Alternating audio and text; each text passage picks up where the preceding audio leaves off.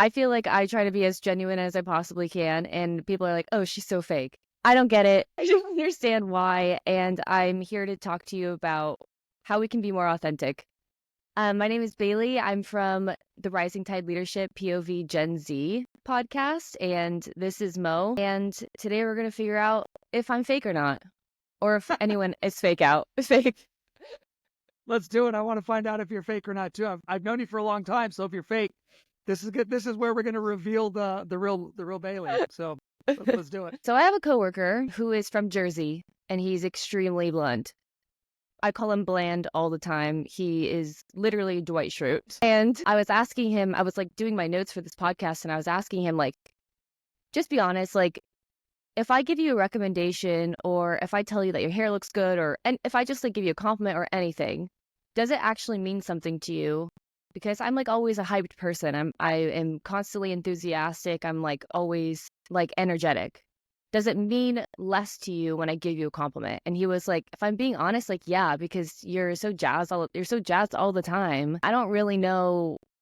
Like, I just think less of what you're saying. It's because you're always excited about things.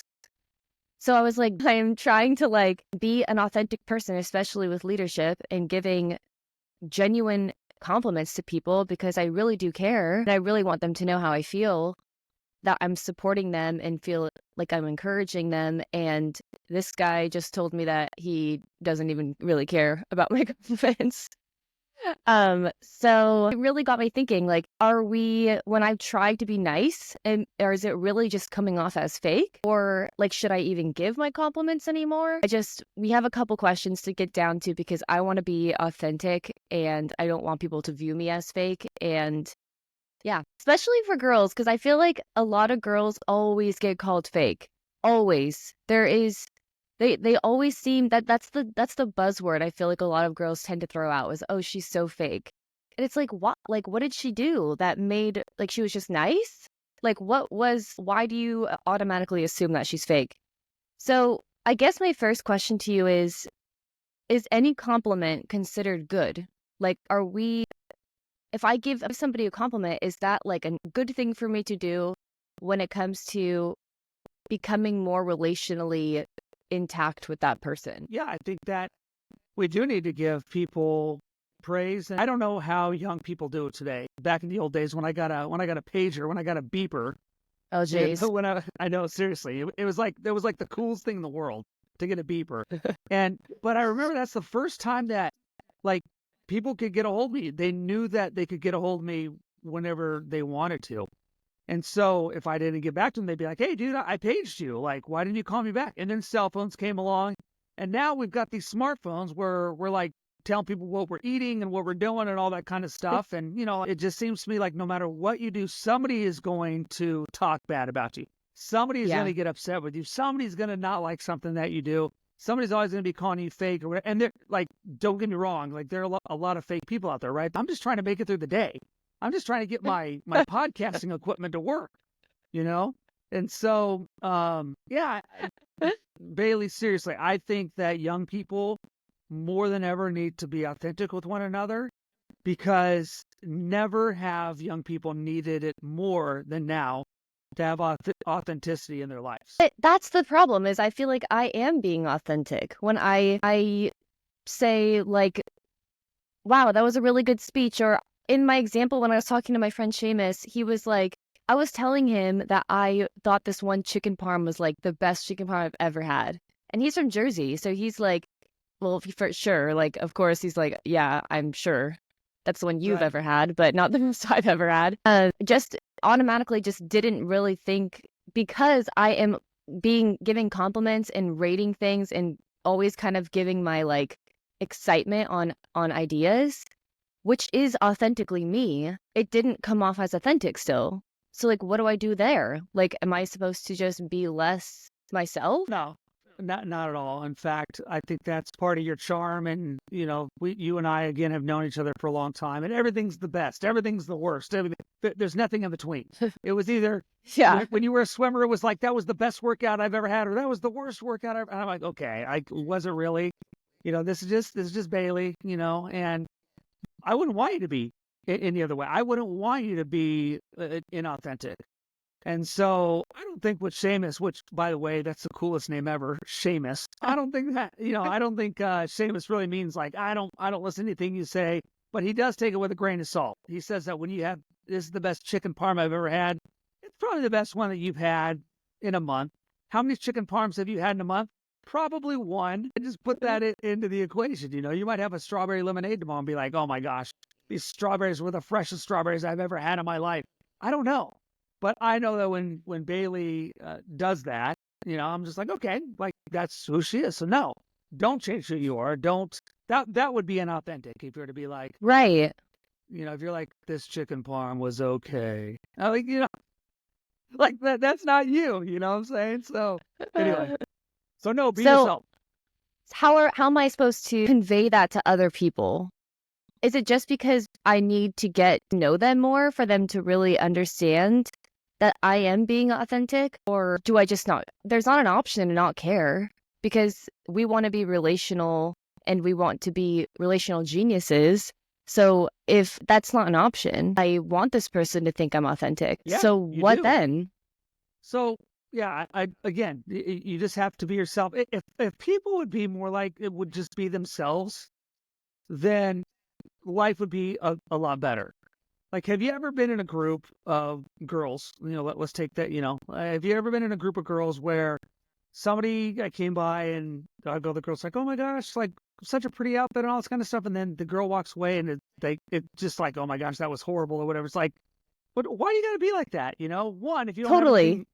anything, so like, I get it. Like you're trying to say something nice.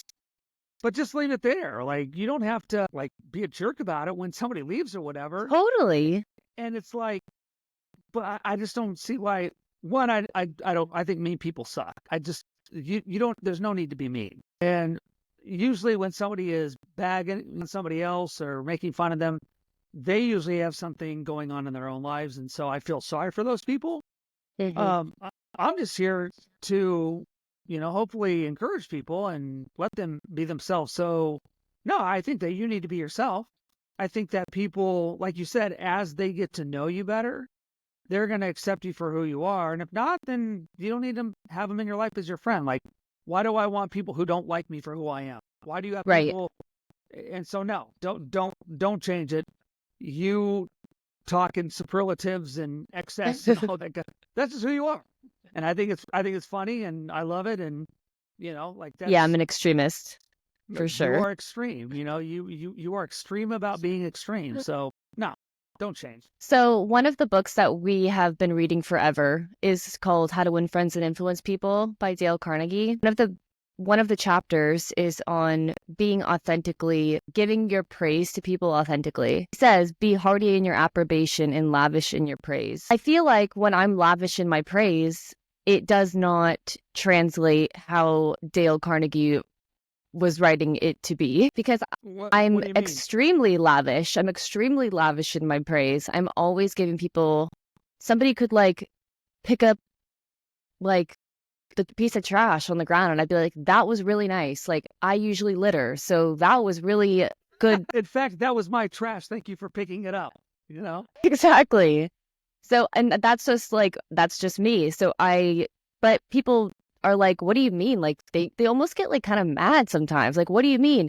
Thank you for picking up, or like, that was so cool that you picked up that piece of trash. Like people get like almost kind of like confused and upset. I'm like, sorry, like I guess I will not be lavish in my praise, but how do you do that correctly? Yeah, there's a quote from How to Win Friends and Influence People. And by the way, this is my plug for How to Win Friends and Influence People by Dale Carnegie. You have to get that book. Like I told Bailey this years ago, buy the book. And like Dale Carnegie will tell you in the introduction, skim through it and then study it for the rest of your life. He also says that that book, and he's long since passed away. I mean, this book was written like in the 20s, but he said that this is the only leadership book that you need. And I would say everything comes back to Dale Carnegie's How to Win Friends and Influence People. So that having been said, here's a quote as Charles Schwab put it, and actually Dale Carnegie knew Charles Schwab. He said, as Charles Schwab put it, hearty in your approbation, lavish in your praise. Right? That's what Bailey said. And then he says, all of us want that. So let's obey the golden rule and give unto others what we would have others give unto us. How? When? Where? The answer is all the time, everywhere. And so that's the answer to your question, Bailey.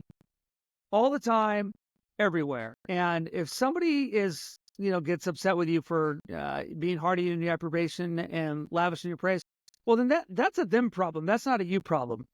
I try to give encouragement whenever I can. I try to give people an attaboy, you're doing a great job whenever I can. There's a great book called The 1 Minute Manager. And in that book, it says that you want to catch people doing something right. When's the last time you caught somebody doing something right? When somebody picked up that piece of trash, Bailey, that's when that you caught them doing something right. And you gave them a 1 minute approbation. And that's great. And so I don't know what whoever these people are that get upset when you say nice things about them. Those people just have problems, because all of us want to be given praise. We all do. In fact, there are studies that have been done in workplaces that say, yeah, people like a gift card or people like bonuses. Who doesn't want an extra couple $1,000s at the end of the year? But what people really want more than anything is they want appreciation for who they are and what they've done. So here's a question for people out there, especially young people. When is the last time that you were appreciative of someone for something, even in the smallest way? Back to Dale Carnegie, there's a great story that he gives, and it's just a quick one. He says, I was teaching a class, and I was telling them a story in my class about how they could give to others without people being able to give back to them. And he said that this is a true story. Dale Carnegie said he went to the post office and he waited in line, and he just saw this guy. And, Dale Carnegie at the time, I think, was in his 40s. And when he got up to the counter, the guy that was serving him was about his age. And he didn't look up at Dale Carnegie, and he started writing his ticket out and stuff like that. And Dale Carnegie, who was bald, looked at this guy behind, as I am, and he looked at this guy over the counter. And when the guy looked up, he said, man, I just want to say, you've got a great head of hair. And he said that the guy he didn't know what to do. He stopped, and how can you be upset with that? Like he wasn't looking to be nice or do anything nice. And the guy just realized that Dale Carnegie was being truthful. And he's like, man, if I had your head of hair, how different would my life be? And then the guy finally realized that Dale Carnegie was being truthful and really giving him approbation. And he started saying, like, well, like it's not what it used to be. And Dale Carnegie was like, man, it may not be what it used to be, but from what I see, man, like your hair, it looks great.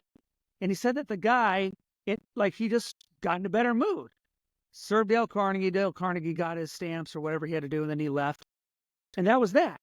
But here's the funny thing. His class then asked him, and this is so typical of who we are. His class asked him, so what did you get out of it? And Dale Carnegie said, what do you mean, what did I get out of it? And his class said, well, you were giving this guy a compliment. Like, why? What did you get out of it?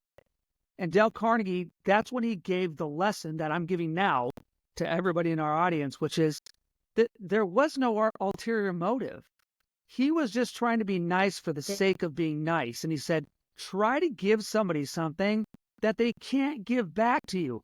That's the best thing that you can give. We always hear all the time about pay it forward. Go out and pay it forward.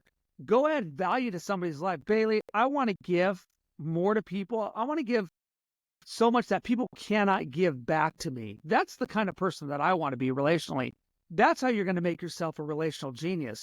If you can continue to give without needing anything in return, that's going to make you the best relational person around.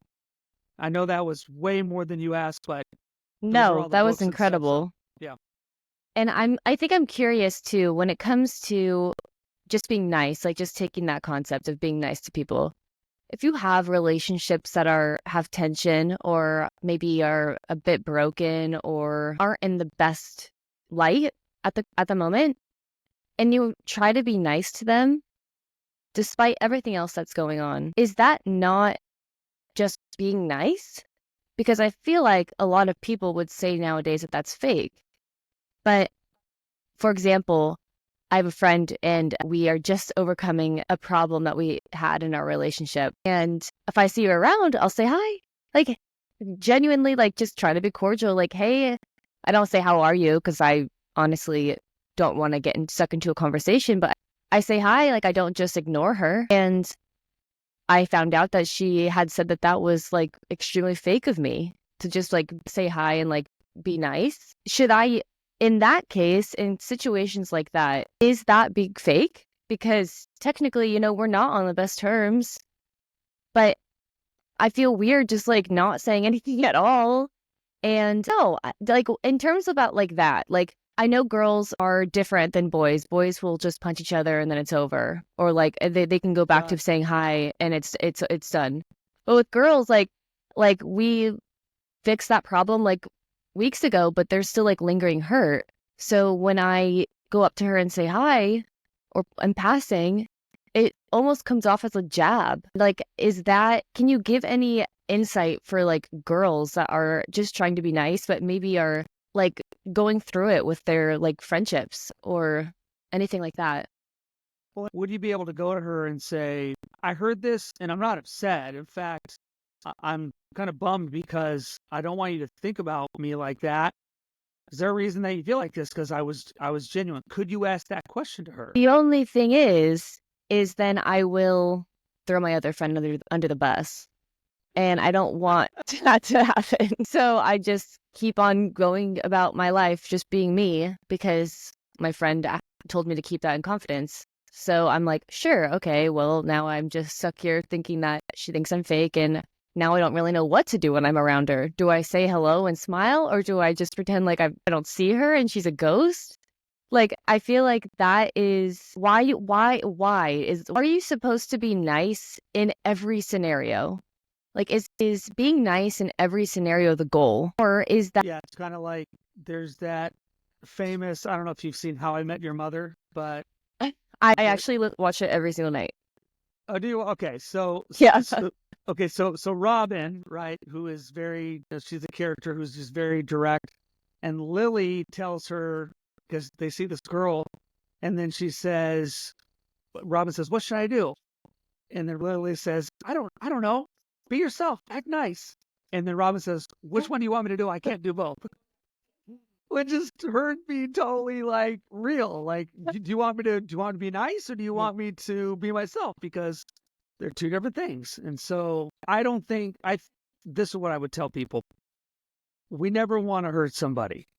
I don't ever want to hurt somebody with my words. I'm not gonna lie and tell somebody that I like their shoes if I don't, but hmm I'm not gonna just be a jerk and be like, dude, those are ugly shoes. I'm gonna try to find common ground and I'm gonna keep being me.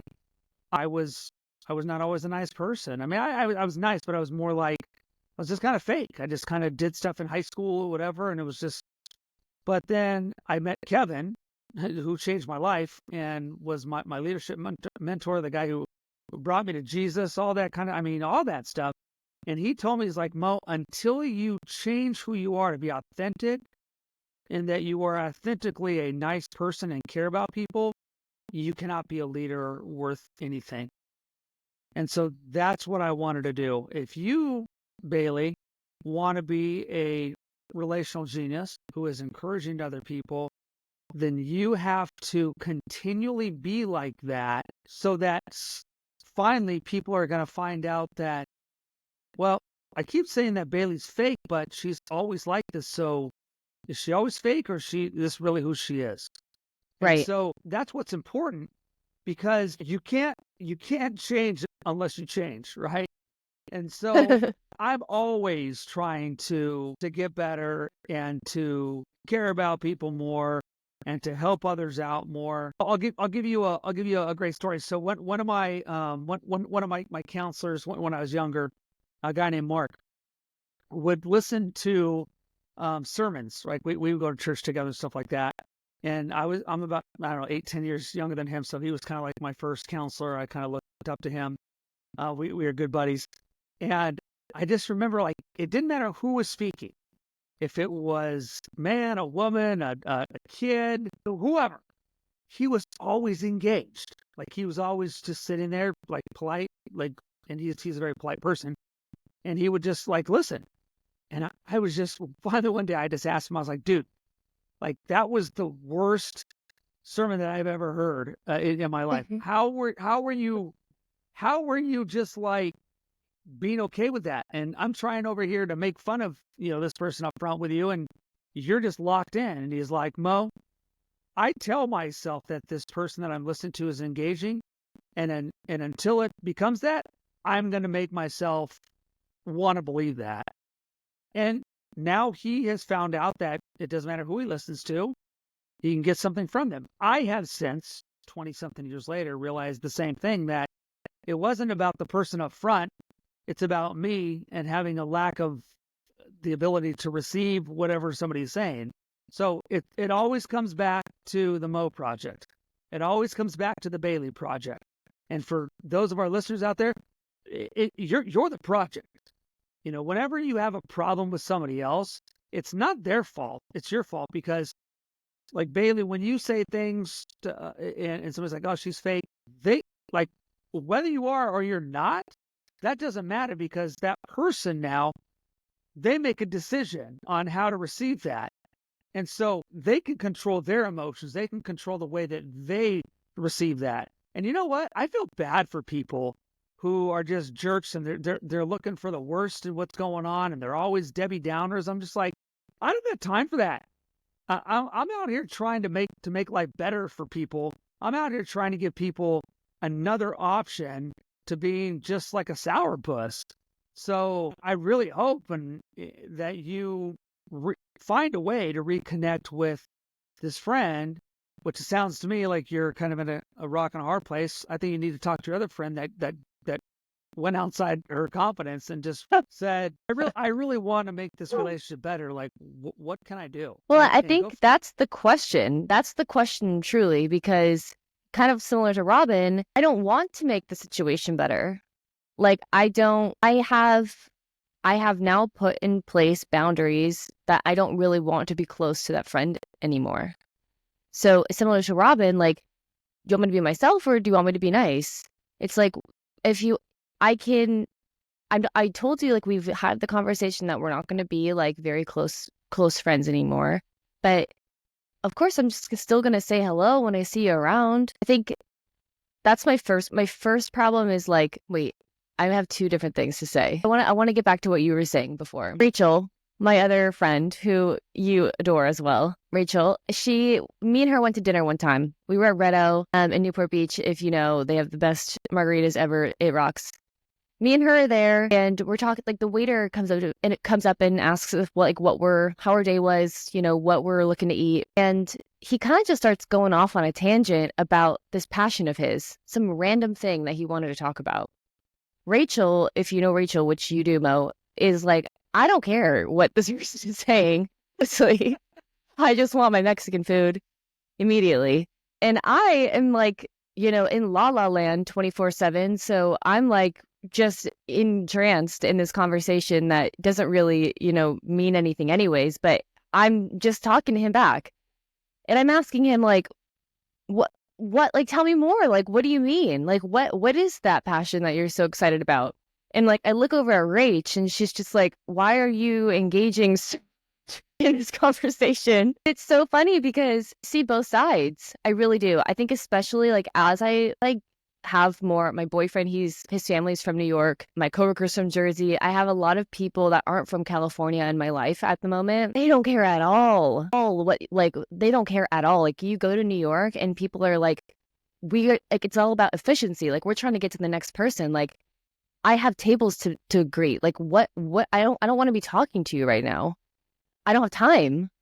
And so I think in my head it starts to get confusing because I want to give that person what they need, but how do I know if I don't know them? I think that's where I kind of start to get confused because if I am trying to be like nice to like one friend that maybe I had an issue with, and she is like just wants to be friendly and just cordial and that's it, and we can do that, that's fine because that's what she wants. But with another person, they probably just don't want to see me at all. They probably just don't want me to talk to them at all. But I can't read their mind. I don't know what they want me to do to best suit them. So I think that's where I get really confused because I'm trying to do what's best for that person and get it wrong a lot of the time. How do you do it correctly? Like, it just really gets me confused. Well, I think you answered your own question and didn't even know it. You have to define whatever friendship or relationship you're talking about. If you just said, I don't know what's going on in their head. Exactly. When we had 20 something girls on the team, relationally, it was my job to know what was going on in the heads of all the girls that I was responsible for in my group. And I spent a lot of time doing that, as you know.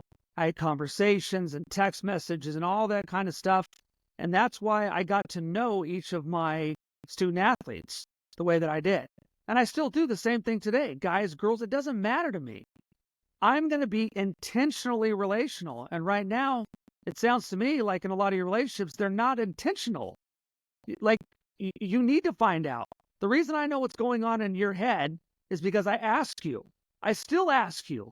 And I have to ask you more because you're, like you said, you're always going a million places, a million miles a minute. Well, I know that. That's how my relationship with Bailey is going to be.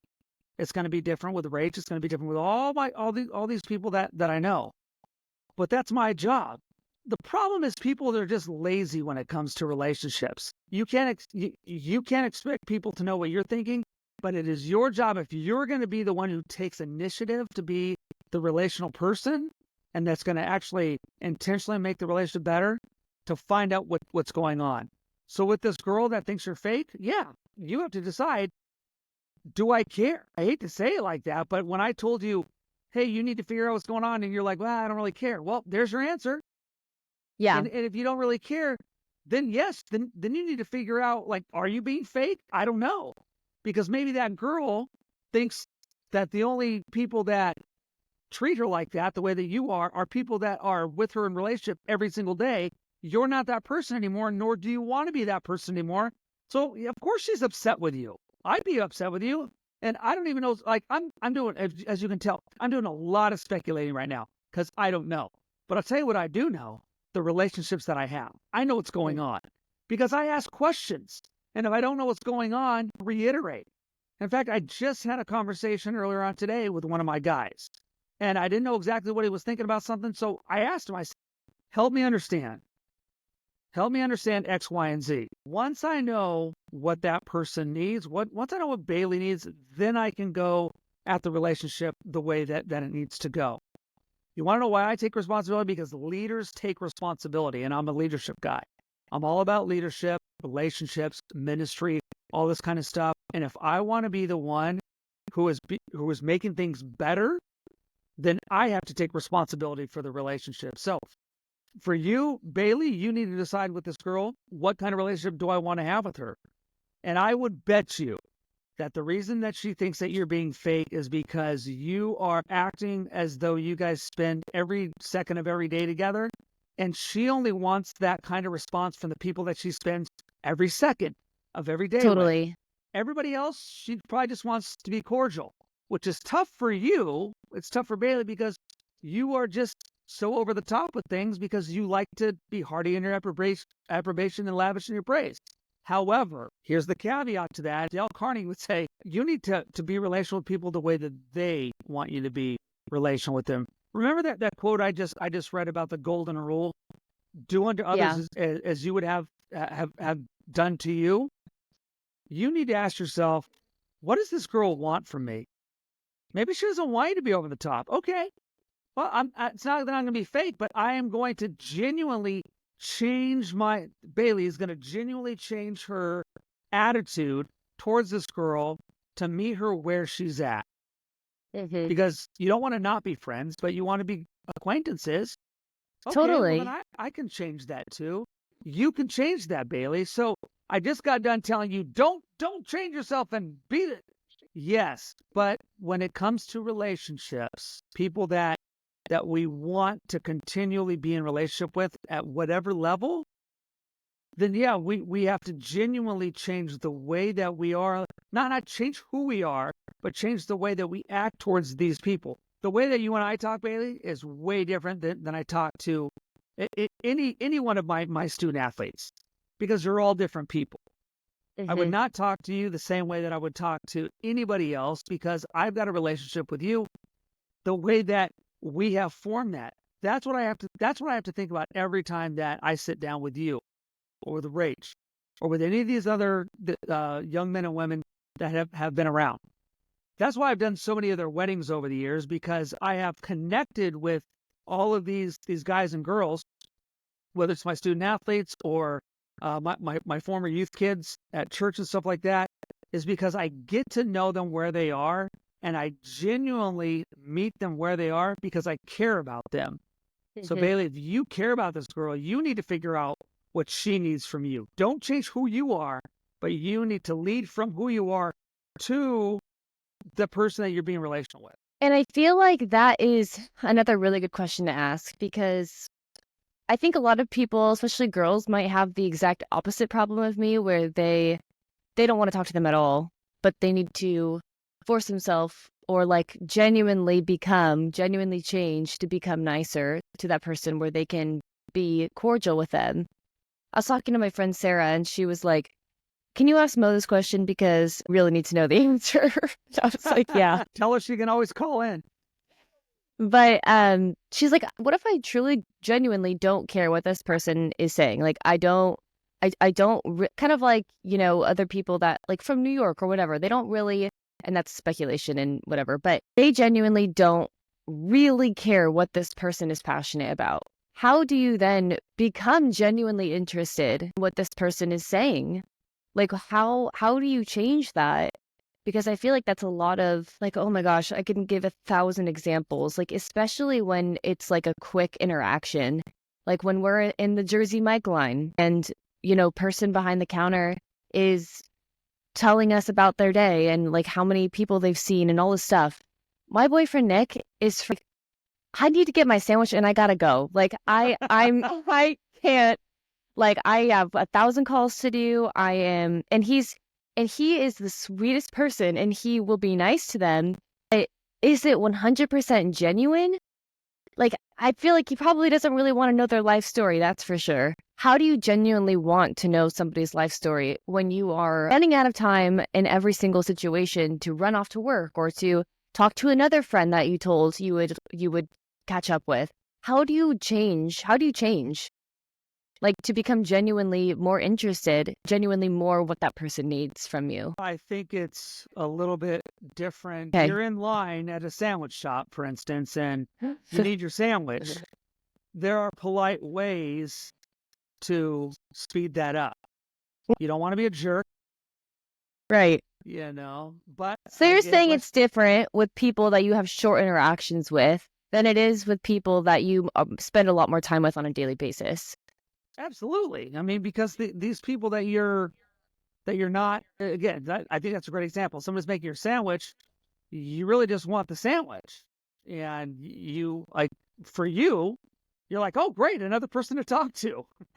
And your boyfriend's like, "Oh my gosh, like I I got a million calls to make. I need the sandwich. The reason I came to a sandwich shop and I'm standing in line is because I don't want to sit down and talk to people. I need to get the Exactly.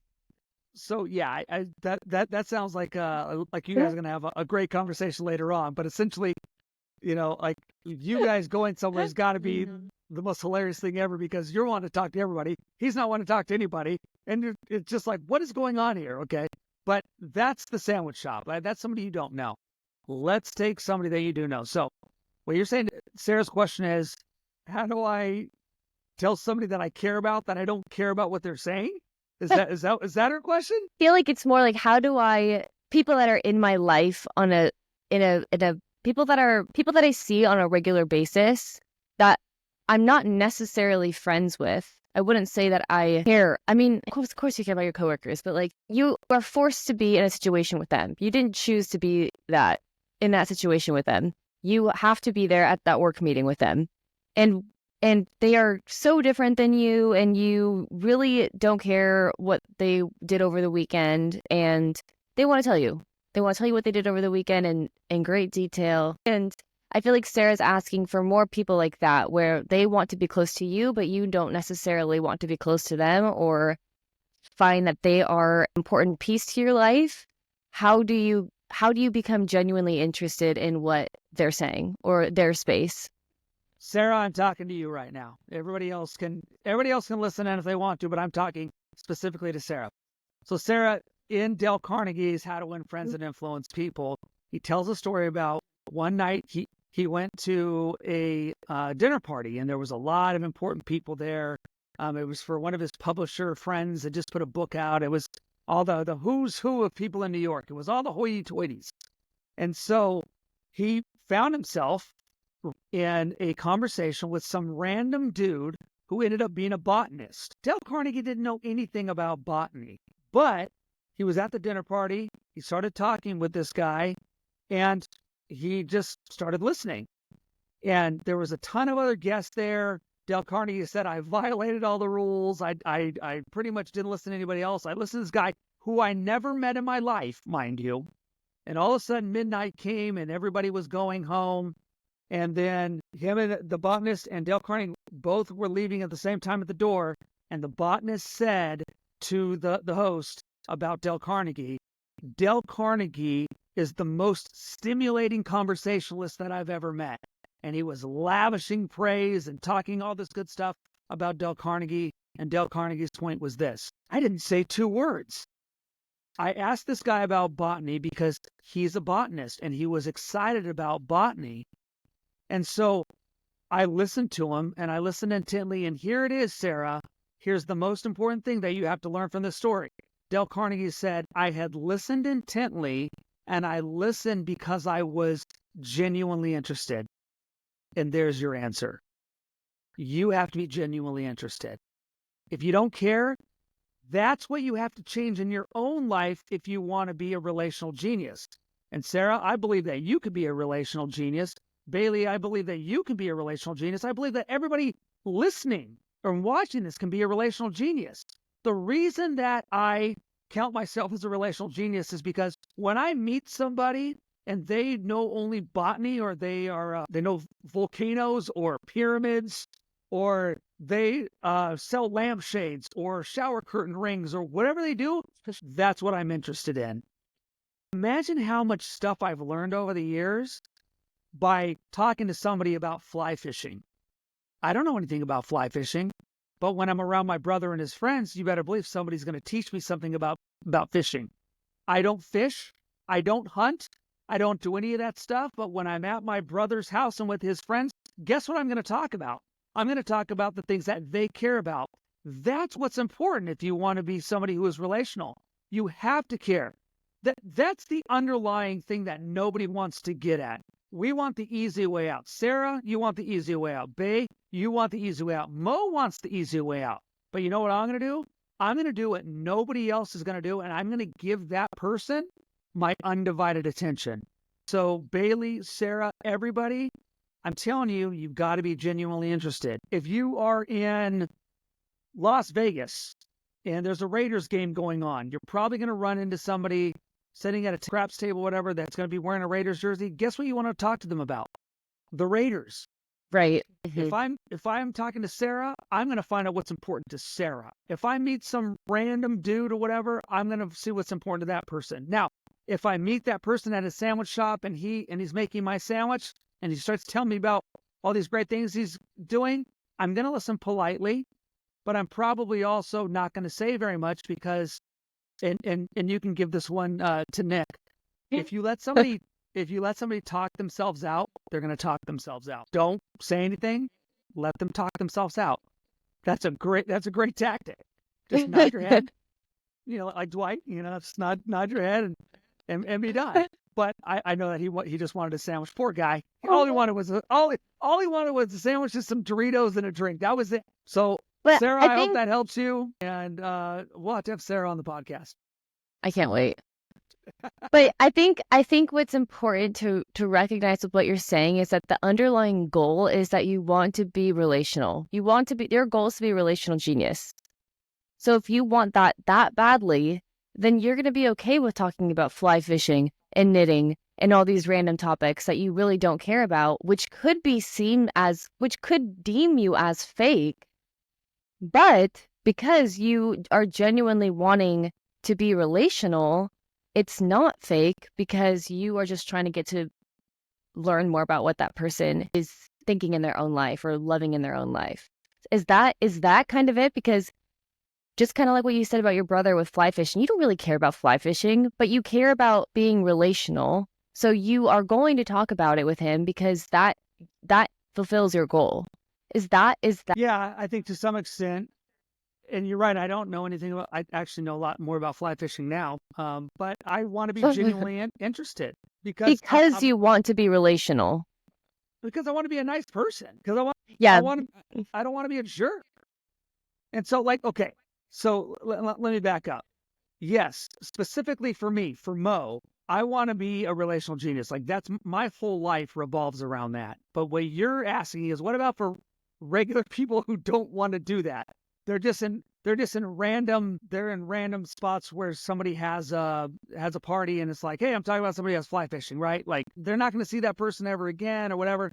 I think that you do what Dale Carnegie says, which is I'm just going to I'm going to be genuinely interested in what's going on because we're at a party and we're in Hmm. polite society. And as George would say to Jerry in Seinfeld, why do I have to do this stuff? Is it because of society? And Jerry says, yes, George, because of society. That's just that's how polite society is. I'm never gonna if I meet somebody a botanist that I'm never gonna learn about botany again or meet this person. Okay, so what am I doing at that party? So you shouldn't be at that party. You're gonna meet new people. So like you have to figure out. What I'm saying is, at the very least, don't be a jerk. Right. Get to know somebody. But that's if you're at a random party. Now, if we're talking about the specific situation with Sarah, that's way different because she's talking about somebody that she cares about. So what does Sarah care about? She loves to bake. Guess what I'm going to talk to Sarah about when I meet her? I'm going to say, Baking. when we were on the podcast, Bailey mentioned to me that you bake, and obviously you've heard the podcast since then. So tell me about baking. And you know why baking is interesting to me? Because my brother is a chef. And my brother says that baking is a science and that regular food is an art. Tell me the difference between that. I bet you Sarah could go off on that about the importance of the scientific method and baking and all that stuff. And then I'm going to ask her if she can make my favorite shortbread cookies. And if she can do that, then I'm all ears. I think that answers a lot of the questions that I think I had because we don't live in polite society now. No one cares about being nice. No one cares about being polite. That's not the goal. So that's kind of like a asinine thing to think about. Oh, just to be a nice person. Yeah, no one really cares. That's not the goal for people nowadays. Crazy enough. People just want to be real. But when people are real, it's not it's not always nice. And I think that's the part that gets conflicting with our generation a lot. Yeah, I'll make one more point to that, and I think you hit on something that is important, which is I don't want people to be real with me every moment of the day. I Yes. don't. I already know my faults. The last thing I want somebody to do. I live in polite society. I've got a few people in my life that I care about their opinions, and I make sure to ask those people their opinions all the time. If I'm at a party, the last thing I want somebody to do is say, "Well, I don't give a crap about what I just." We're in polite society. If you can't be in polite society, then just you're in the wrong life here. You're in something else. You shouldn't be there.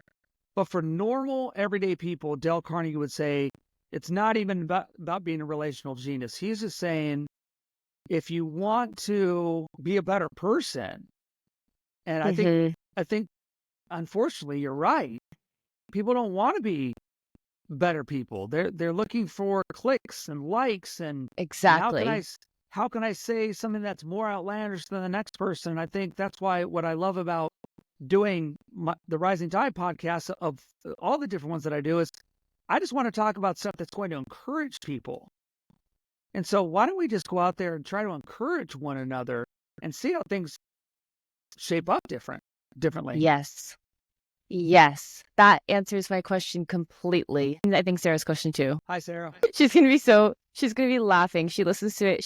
She's actually a flavor chemist. So she's literally a scientist in San Clemente, and we live in CDM. So she drives 30 minutes every morning and every evening, and listens to our podcast, and she'll send me a voice memo after being like, I can't stop thinking about Mo. He's in my brain. I can't stop thinking about you and all these things. And it's so funny. So she always listens to the podcast on her drive. So I love talking to her about this stuff.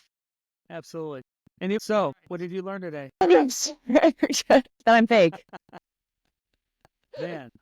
I'm kidding. I think that I'm learning that not everyone is living in the same goal-minded universe right now. Not everyone's goal is to be kind, and that's okay. That's my goal. I want to be relational, and I want to be a kind person, and I'm going to do my best to make that be how people see me.